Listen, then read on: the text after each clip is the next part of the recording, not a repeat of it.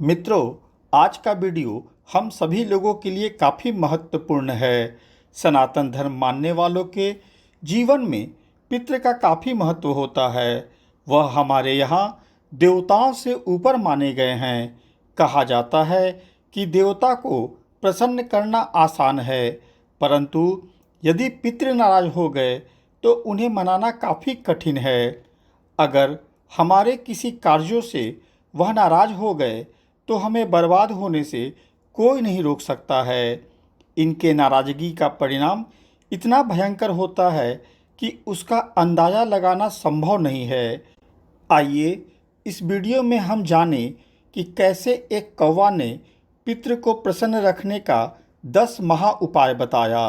Video पूरा सुनें और अगर आप पितृदोष से पीड़ित हैं तो पितृपक्ष में यह उपाय अवश्य करें।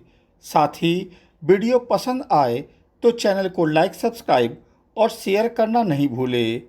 मित्रों, एक साहूकार रोजाना शाम के शाम नदी किनारे जाकर कुछ कौवा लोगों को चावल के दाने खिलाया करता था। उसके आने के निश्चित समय पर आसपास के कई कौवा आकर उस साहूकार का इंतजार करते थे। चाहे कितना भी आंधी तूफान आए, साहूकार अपने कार्य को नहीं भूलता था। परंतु अचानक साहूकार का नदी किनारे जाना बंद हो गया। इस प्रकार कौवा लोग वहां रोजाना आते थे, परंतु काफ़ी देर इंतजार करने के बाद लौट जाया करते थे। ऐसे में एक कौवा को इस बात की चिंता हो गई कि कहीं उस साहूकार के साथ कोई अनहोनी तो नहीं हो गई। इस मंशा से कौवा ने विचार किया कि साहूकार ने उन लोगों के लिए जितना कुछ किया है तो उसे विकट परिस्थिति में हम कैसे छोड़ दें। अतः वह साहूकार को खोजने पास के गांव की तरफ उड़ चला। अपने काफ़ी मेहनत के बाद कौवा ने साहूकार का घर खोज लिया और पाया कि साहूकार एक वृक्ष के नीचे खटिया पर लेटा हुआ है। कौवा बिना डर के साहूकार के पास जाकर बैठ गया।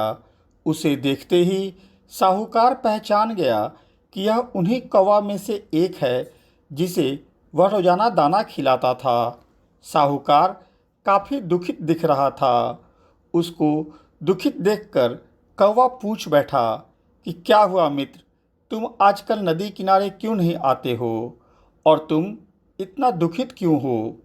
कौवा के इस बात पर वह साहूकार फूट फूट कर रोने लगा और बताया कि उसकी पत्नी का देहांत हो गया है, साथ में सारा व्यापार उसका खत्म हो गया।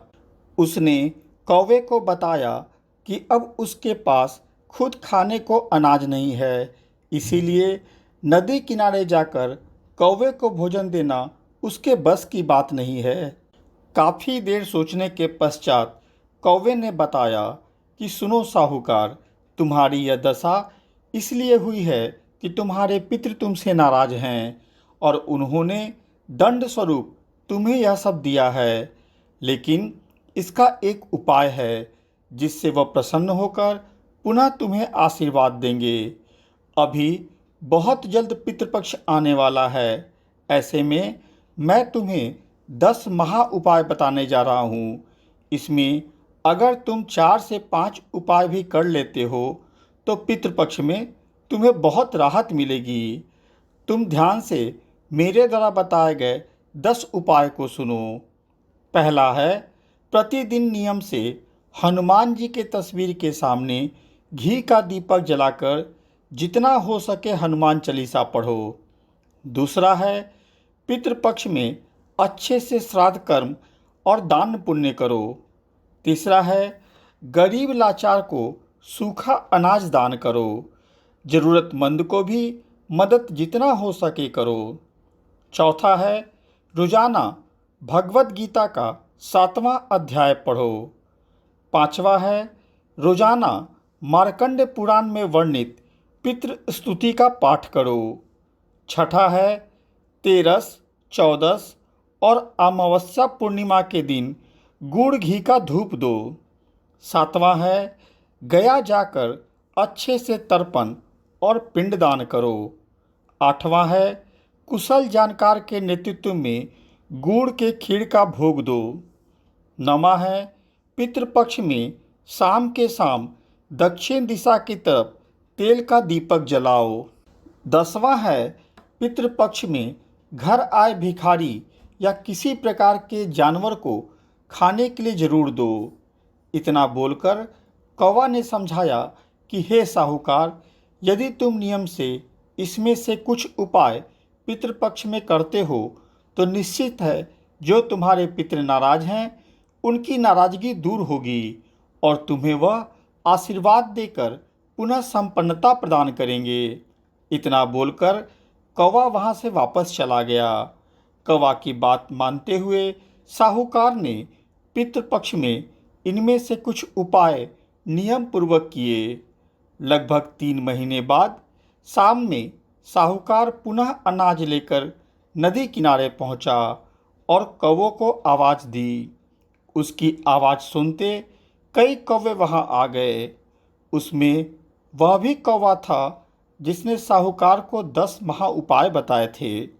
साहूकार के पास आकर कौवा ने पूछा कि अब कैसे हो मित्र।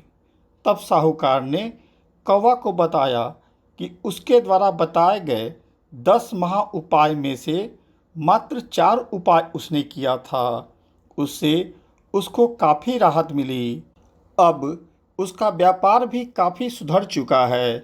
तब कौवे ने कहा कि तुम जो उपाय किए उसे हर पितृपक्ष में करना, इससे सदा तुम पर पितृ की कृपा बनी रहेगी। इतना बोलकर कौवा वापस उड़ गया और साहूकार भी अपने घर आ गया। मित्रों, इस वीडियो में जो पितृ को प्रसन्न करने का 10 महा उपाय बताया गया है वह काफ़ी फलदायक है। आप चाहे तो इसे पितृ की प्रसन्नता के लिए कर सकते हैं। मेरे द्वारा दी गई जानकारी आपको अच्छी लगी हो तो कृपया मेरे चैनल को लाइक, सब्सक्राइब और शेयर अवश्य करें। साथ में बेल बटन भी दबा दें ताकि अगली वीडियो आते ही आपको सूचना मिल जाए। धन्यवाद।